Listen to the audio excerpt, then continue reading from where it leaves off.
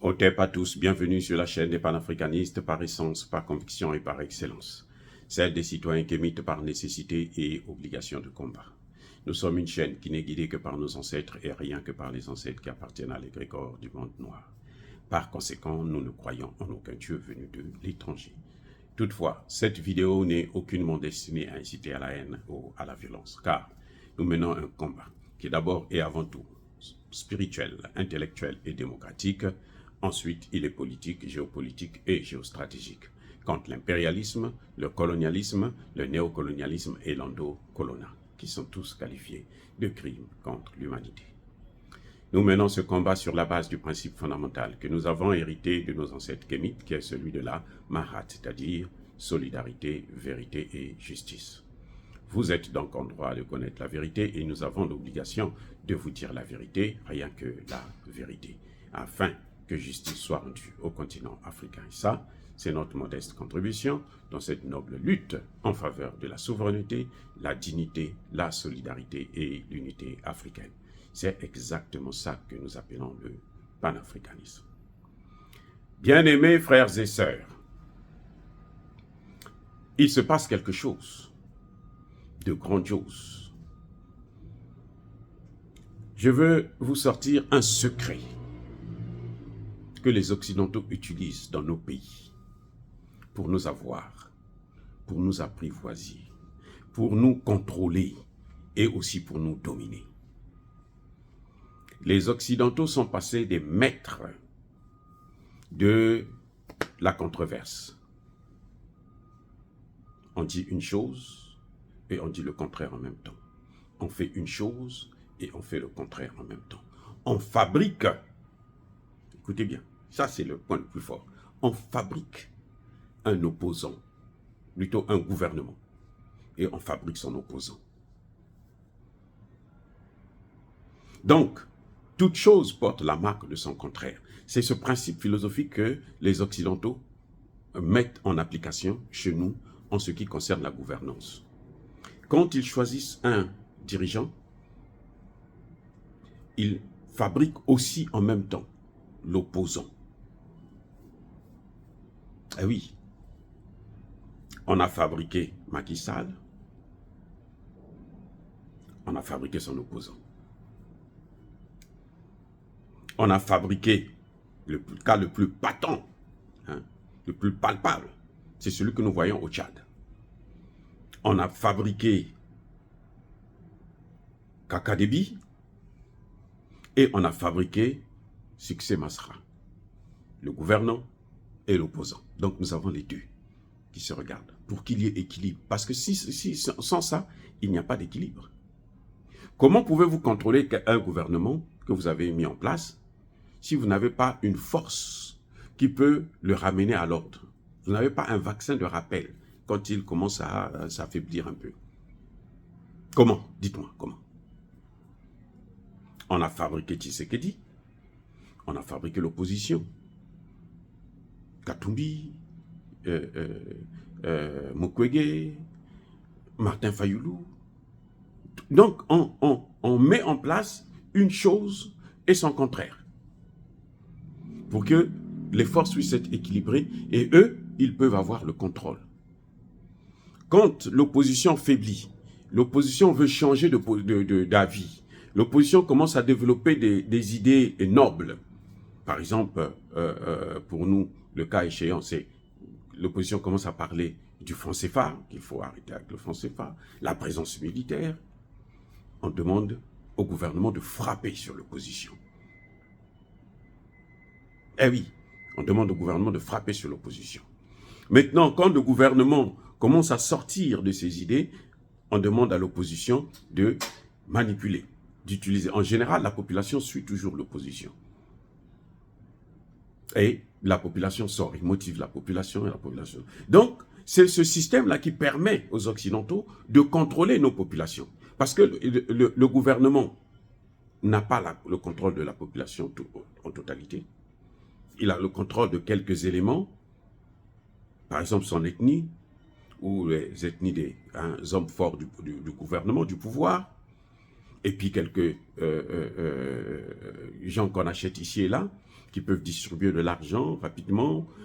Quand on organise une manifestation, on envoie des bus, des métros, des camions et autres pour aller prendre des gens même dans les villages, pour les amener afin de montrer qu'il y a la masse. Et il y a l'opposition aussi qui est là, qui est soutenue par la population parce qu'ils estiment qu'il faudrait qu'il y ait une balance. Et c'est ainsi qu'au Tchad, comme vous le voyez très bien, on est passé de transformateur à collaborateur. Succès Masra n'est plus un transformateur, c'est un collaborateur.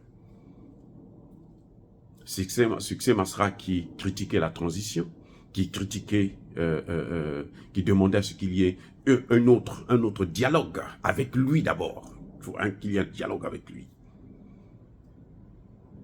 C'est lui qui doit rédiger la Constitution. Aujourd'hui, il accepte la Constitution de Kaka Déby et il demande même, il appelle à voter oui pour cette Constitution ce dimanche qui arrive. Vous voyez, donc, c'est le jeu des Occidentaux.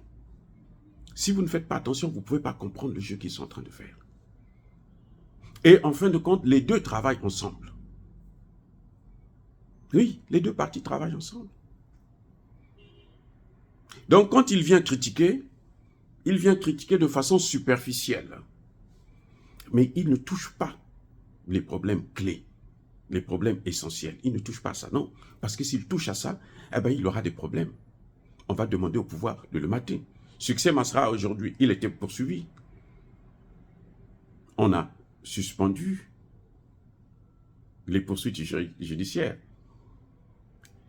Parce qu'il a accepté de se plier, il a accepté de recevoir l'armée française qui est sans domicile fixe. C'est même lui qui avait sorti ça pour la première fois.